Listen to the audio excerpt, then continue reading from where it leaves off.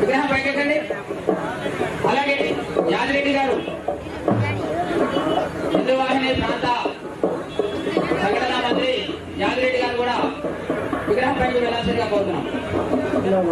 యాదిరెడ్డి గారిని పైకి పంపేయండి. Security పంపేయండి. Security పంపేయండి. కదా యాదిరెడ్డి గారిని పైకి పంపేయండి.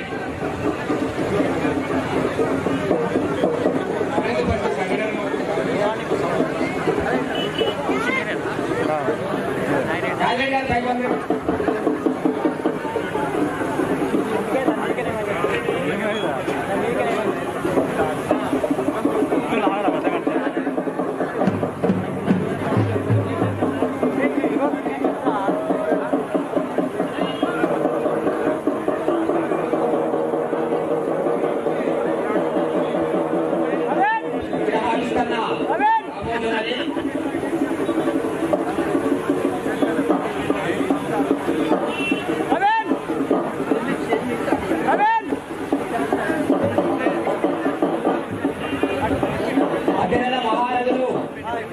ధర్మపురి అరవింద్ గారు, ఈటల రాజేంద్ర గారు, యాదిరెడ్డి గారు, మల్లారెడ్డి గారు వీరందరి కార్యక్రమాలచే ఛత్రపతి శివాజీ మహారాజ్ షబ్బీపూర్ గ్రామంలో ఆవిష్కరణ కాబోతున్నది. అందరూ కరతాళ దండులతో మనమందరం స్వాగతం సుస్వాగతం చెప్తాం.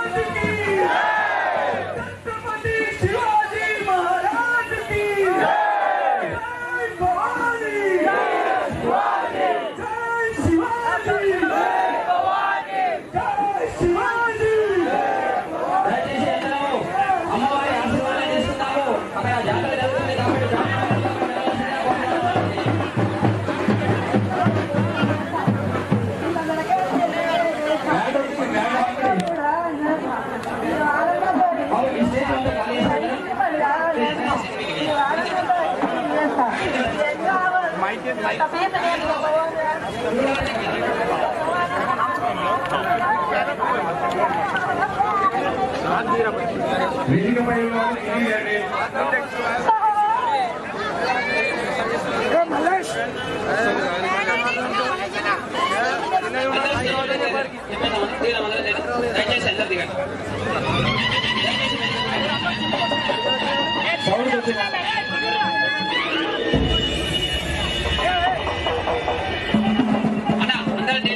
ఎవరు రావాలి పైకి వేదిక మీదకి అందరూ ఎవరెవరు రావాలి వేదిక మీదకి అరవింద్ గారిని ఈటల రాజేంద్ర గారిని వేదికను అలంకరించవలసిందిగా కోరుతూ ఉన్నాం. రాజేందర్ గారిని మరియు నిజామాబాద్ పార్లమెంట్ సభ్యులు అరవింద్ గారిని వేదికపై ఆహ్వానిస్తున్నాం. మరియు జిల్లా అధ్యక్షులు మల్లారెడ్డి అన్న గారు, మన విశ్వ హిందూ పరిషత్ సంఘటన మంత్రి యాదిరెడ్డి గారిని, జిల్లా జిఎస్లు విఘ్నేశ్వర్ గారిని, గిరివర్ధన్ రెడ్డి గారిని వేదికపై,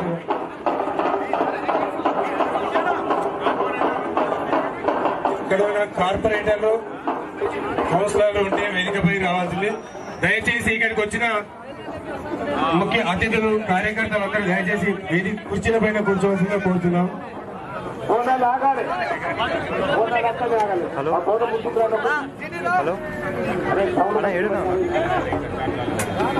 దయచేసి పెద్ద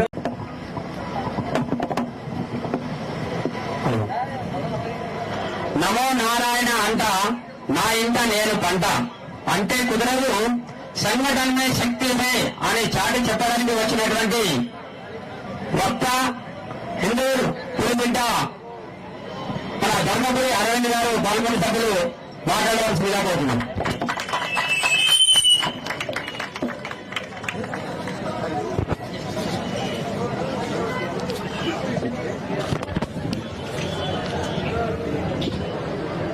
జై శ్రీరామ్, జై శ్రీరామ్.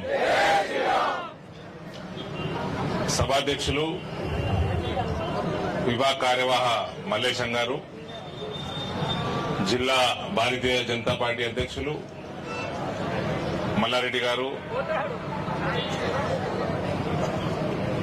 పార్లమెంట్ సభ్యులు పెద్దలు ఈటల రాజేందర్ గారు, విహెచ్పి సంఘటనా మంత్రి యాదిరెడ్డి గారు, విగ్రహదాత క్యాసారాం శ్రీనివాస్ గారు, క్యాసారాం రాజు గారు ఆర్గనైజర్, గణేష్ గారు నిర్వాహకులు,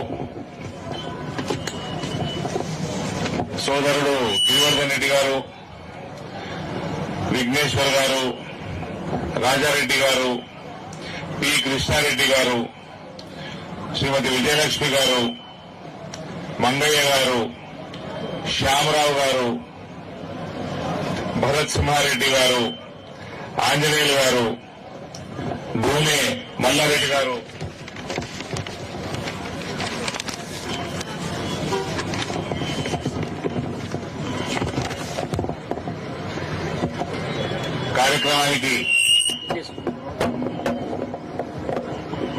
కార్యక్రమానికి విచ్చేసిన సోదరిమణులందరికీ, విహెచ్పి కార్యకర్తలందరికీ, భారతీయ జనతా పార్టీ కార్యకర్తలందరికీ హృదయపూర్వకంగా నమస్కారాలు తెలియజేస్తూ మీ అందరికి కూడా నూతనంగా శివాజీ మహారాజ్ విగ్రహ ఆవిష్కరణ అభినందనలు కూడా తెలియజేస్తా ఉన్నాను.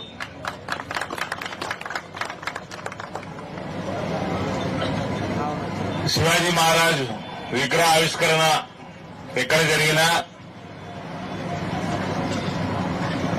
మనము కొన్ని విషయాలు, యాదిరెడ్డి గారు అనేక విషయాలు మన ముందర పెట్టిండ్రు, చరిత్ర మన ముందర పెట్టిండ్రు. ఒకటి మనం అందరం మరాఠీలో ఇది చాలా ఫేమస్, దీన్ని హిందీలో అనువాదం చేసి మీ ముందర పెడతా ఉన్నా. శివాజీ మహారాజ్ थे कौन? काशी की कला ना होती, काशी की कला ना होती मथुरा मस्जिद बन जाती, अगर शिवाजी ना होते अपन सबकी सुनती हो जाती.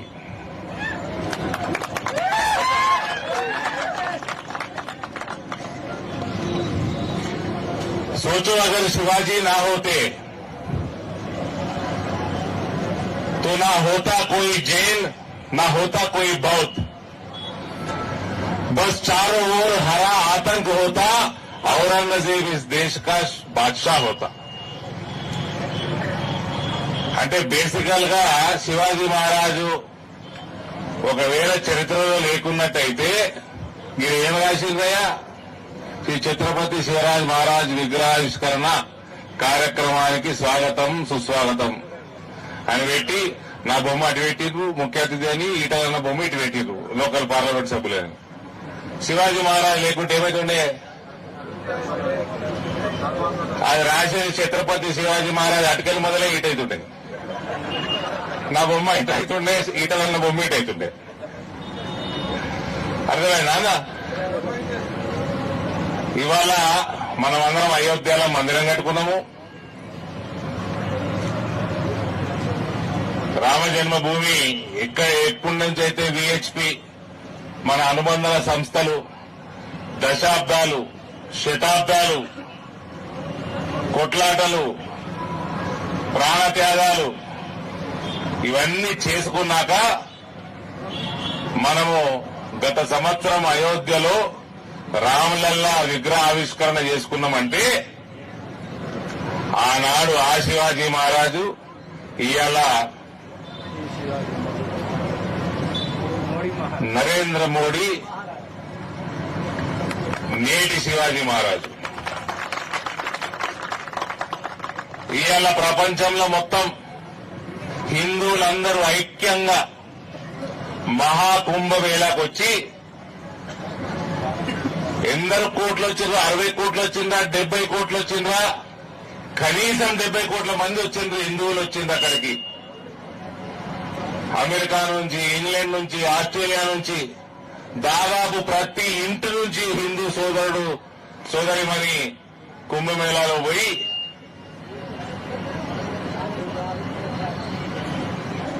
త్రివేణి సంగమంలో స్నానాలు చేసి రావడం, ఇది హిందూ ఐక్యత చాటడం జరిగింది.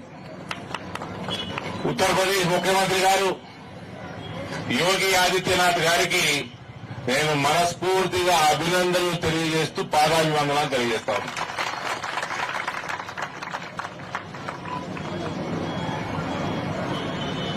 బటింగిలేతో కటింగే. అందరు కులాలు, నా కులం, నీ కులం, అన్న కులం, తమ్ముడు కులం, అన్ని కులాలు బలంగా ఉండాలా, హిందువులందరూ ఐక్యంగా ఉండాలా.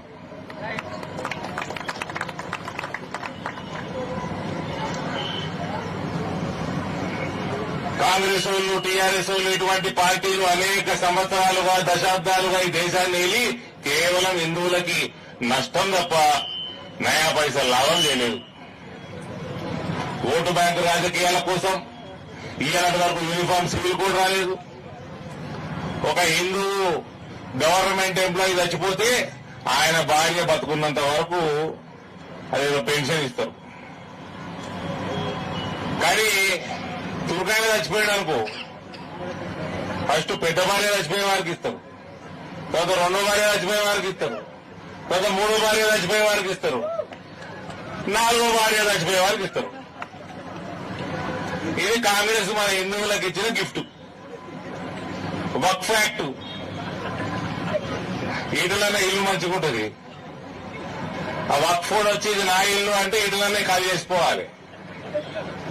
అది వక్ఫ్ చట్టం. మన ఈటలనే ఇడుకోవాలి, కోర్టు పోలిక లేదు. వక్ఫ్ ట్రిబ్యునల్కే పోవాలి. వక్ఫ్ ట్రిబ్యునల్ వాళ్ళు ఉంటారు, జడ్జిలు 5 తుర్కోలు ఉంటారు. ఆ తుర్కోడు చెప్పిందే వేదం. మళ్ళా ఈటలన్నది నీళ్లు ఇల్లు రాదని అనుకో, ఈ ఈటలనే సుప్రీంకోర్టు కోరాలి, హైకోర్టు కోరాలి, ఇక ఇంకో ఇల్లు కట్టుకోవాలి. అది వక్ఫ్ చట్టం. ఇది కాంగ్రెస్ వాడు హిందువులకు ఇచ్చిన గిఫ్ట్.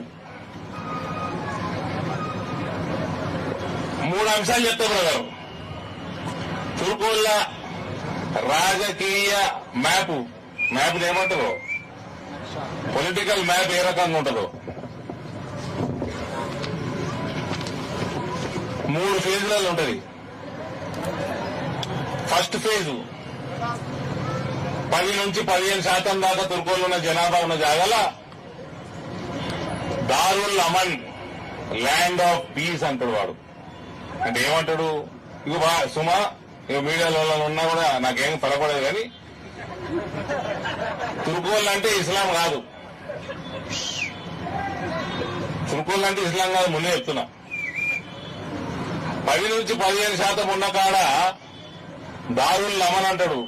సెక్యులర్ దేశం, హిందూ ముస్లిం భాయ్ భాయ్, గంగా జమున తేజీ, మనమందరం కలిసి ఉండాలి, మీకు మాకు వ్యత్యాసం లేదు, మా దేవుడు మీ దేవుడు ఒక్కడే, ఎన్ని సూక్తులు చెప్తా ఉంటారు. ఒక్కసారి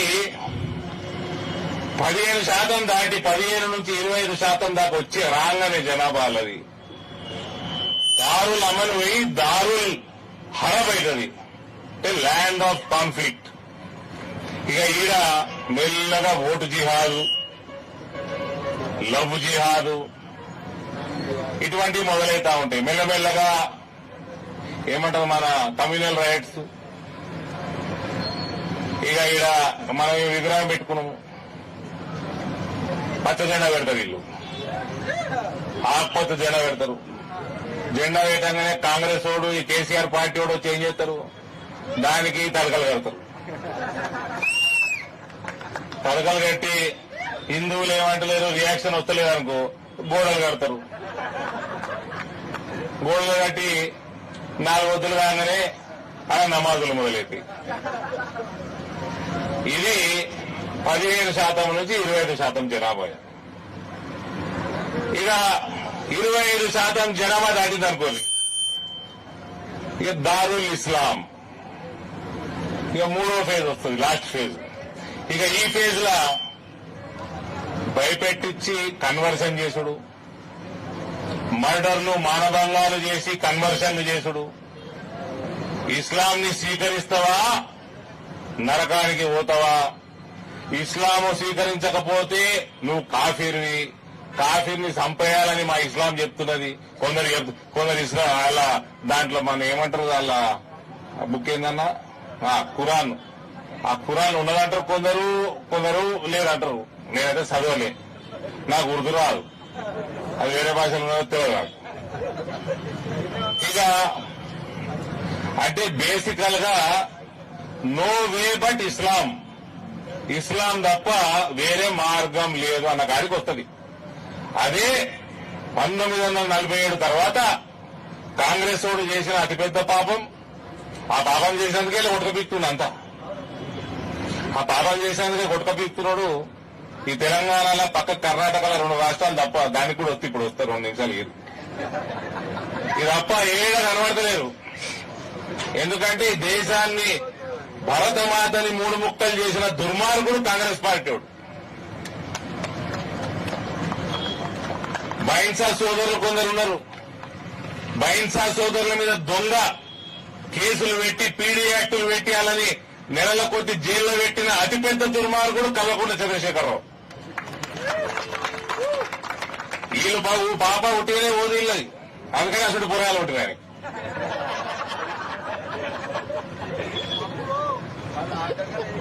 ఒకరి నుంచి ఒకళ్ళు, ఒక లిక్కర్ అంటే ఇంకో డ్రగ్స్ అంటారు. అది అన్ని పాపాలు చేస్తే ఇసుంటి పోరగాలు పుడతారు. కాంగ్రెస్ వాళ్ళు కూడా ఎట్లా పుడుతారు చూస్తారు కదా పప్పులు. పప్పు అంటే ఎవరు గారు? నేనలే, నువ్వంటున్నావు. సో ఈ రకంగా ఇలా పాపాలు ఉంటేనే పోవు. అదే బంగ్లాదేశ్ లా పాకిస్తాన్ లా అలా జనాభా పెరగంగానే ఏమైంది? హిందువులు 20% ఉన్నోళ్ళు ఇవాళ 1% కూడా లేరు. అందరూ ఆడిపోయి వచ్చేసారు భారతదేశానికి. అట్లా పారిపోయి భయపడి వచ్చేసిన వాళ్ళకి భారతదేశ పౌరసత్వం ఇచ్చే చట్టమే సిటిజన్షిప్ అమెండ్మెంట్ యాక్ట్. ఇటువంటి చట్టాలు రేపు ఎన్ఆర్సీ చట్టాలు ఇవన్నీ మనము ఇంప్లిమెంట్ చేసుకోవాలంటే నరేంద్ర మోడీని, భారతీయ జనతా పార్టీని, కాషాయాన్ని ఎంత బలపరిచినా అది మన బాధ్యత తప్ప అది మా సొంతల గెలుపు కాదు. అందరూ మన బాధ్యత. అది ఇవాళ ఎమ్మెల్సీ వాడు గెలిచినట్టున్నాము. నిన్న మా కోమరయ్య గారు గెలిచింది. ఇవాళ అంజిరెడ్డి గారు లీడ్ లో ఉన్నట్టున్నాడు.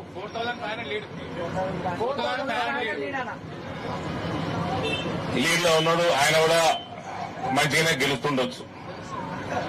ఒకరోజు చిన్నగా పటాకులు కొట్టుకొని స్వీట్లు తిని తెల్లారు మర్చిపోని. ఈయన మనకెన్నడూ ప్రభుత్వం రాలే. ఈయన తెలంగాణలో మనము గుజరాత్లో ప్రభుత్వంలో వస్తే పండగలు చేసుకుంటాం, ఉత్తరప్రదేశ్ వస్తే పండగలు చేసుకుంటాం, మొన్న హర్యానా, ఢిల్లీ, మహారాష్ట్రలో గెలిస్తే పండగ చేసుకుంటాం. కానీ ఈసారి పండగ తెలంగాణలో ప్రభుత్వం తెచ్చుకున్నాకనే చేసుకున్నాం.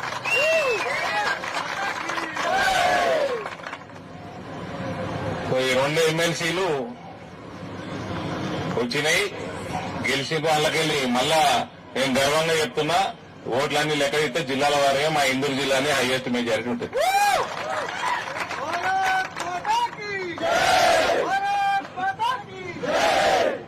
యాదిరెడ్డి గారు మాట్లాడుతూ గోమాతను రక్షించుకోవాలి, మన మందిరాలను రక్షించుకోవాలి, ఇటువంటి వ్యాఖ్యలు చేసిండ్రు. ఇవన్నీ మన బాధ్యత. ప్రాణత్యాగానికైనా సిద్ధంగా ఉండి ఇవన్నీ మనం చేసుకోవాలి. కానీ అంత దూరం పోవాల్సిన అవసరం లేదు. ఎలక్షన్లు గెలిచి ప్రభుత్వం ఏర్పాటు చేసి ఇవన్నీ ఇంప్లిమెంట్ చేసుకునే రోజులు ఇంప్లిమెంట్ చేసుకున్నాం. అన్ని రోగాలకి అది అంటారు కదా సంజీవిని అని, ఏమంటారు అది సర్వరోగ నివారిణి సంజీవిని అన్నట్టు, ఇటువంటి హిందూ వ్యతిరేక రోగాలన్నిటికీ నివారణ ఒకటే సంజీవిని ఏంటంటే ప్రభుత్వం తెచ్చుకొని అప్పుడు మనం తలవారు పట్టకున్నా అవతలవాడికి ఇల్లు తలవారు పట్టుకున్నట్టు కళ్ళకు కనబడుతుంది. ఎక్కడోడక్కడ దారులు అమ్మనికి వెళ్ళిపోతారు. అన్నదమ్ముల మణిగ్రం, గంగా జమున తేజీవు, ఇవన్నీ సూక్తులు మనకు వచ్చి చెప్తారు. వాళ్ళు అట్టనే ఉండాలి. మనము తలవారు పట్టుకోకుండా పట్టుకున్నట్టే కనబడాలి. అంటే ప్రతి రాష్ట్రంలో ఒక నరేంద్ర మోడీ రావాలి, ప్రతి రాష్ట్రంలో భారతీయ జనతా పార్టీ రావాలి. తెలంగాణ కాడికెళ్లి యావత్ దేశంలో అన్ని రాష్ట్రాలలో హిందూ రాష్ట్ర స్థాపన జరగాలి. కాబట్టి ఇవన్నీ కూడా ఇవాళ మనం మీ గ్రామంలో బ్రహ్మాండమైన శివాజీ మహారాజ్ విగ్రహావిష్కరణ జరిగింది. ఈనాడు ఈ నిమిషం నుంచి కంకణం కట్టుకొని తెలంగాణలో కూడా 119లో 100 సీట్లు గెలిచి ఇక్కడ బ్రహ్మాండమైన భారతీయ జనతా పార్టీ ప్రభుత్వం ఏర్పాటు చేసుకునేదాకా కంకణం తీసేది లేదు. అది పెద్ద పని కూడా కాదు. మా ఇంటికెళ్ళి 2 సార్లు ప్రభుత్వాలు ఏర్పాటు చేసినాం. కాబట్టి అది చాలా ఈజీ పని, సక్రమంగా పనిచేసుకుంటే అయిపోతుంది. మొత్తం హర్యానాలో, ఢిల్లీలో, పక్కకి మహారాష్ట్రలో, ఇటు ఛత్తీస్గఢ్లో, అటు పక్కకు ఒరిస్సాలో కూడా వచ్చేసాయి. 84లో 2 ఎంపీలు ఉంటే జంగారెడ్డి గారు మన హనుమకొండకెళ్లి గుజరాత్కి వెళ్ళారు పార్టీలు. 2 ఎంపీలు ఉంటే ఇవాళ ఇంకా మన ప్రభుత్వం రాకపోవడం, ప్రతి కార్యకర్త మనం ఆలోచన చేయాలా. ప్రభుత్వం ఏర్పాటయ్యే వరకు ఇక్కడ మనం కంకణం కట్టుకోవాలా. ప్రతి హిందువు బాధ్యతగా బయటికెళ్లి ఓటేయాలా. నాకు చాలా సంతోషమైన విషయం ఏంటంటే ఈ 2 ఎమ్మెల్సీలు గెలుచుడు కాదు, ఎమ్మెల్సీ ఎన్నికలలో 71% దాకా పోలింగ్ అయింది. యావరేజ్ గా మా జిల్లా ఇందూరు 74% అయింది. హిందూ బంధువు ప్రతి ఒక్కరు బయటికి వెళ్లాలా, ఓటేయాలా, కమలానికి గుద్దాలా, సెక్రటరియట్ మీద కమలం పువ్వు కబ్జా మనం పెట్టాలా. అప్పటిదాకా శివాజీ మహారాజ్ చూస్తా ఉన్నాడు. ప్రతి గ్రామంలో శివాజీ మహారాజ్ ఉన్నాడు. ఆయన మీద మనం ఒట్టేసి కరడు కట్టిన కాషాయ కార్యకర్తగా ప్రభుత్వం వచ్చే వరకు నిద్రపోయేది లేదన్న కంకణం కట్టుకొని ఈ కార్యక్రమానికి నాకు ముఖ్య అతిథిగా పిలిచినందుకు ప్రతి ఒక్క ఆర్గనైజర్ కూడా నేను ధన్యవాదాలు తెలియజేస్తూ భారత్ మాతాకి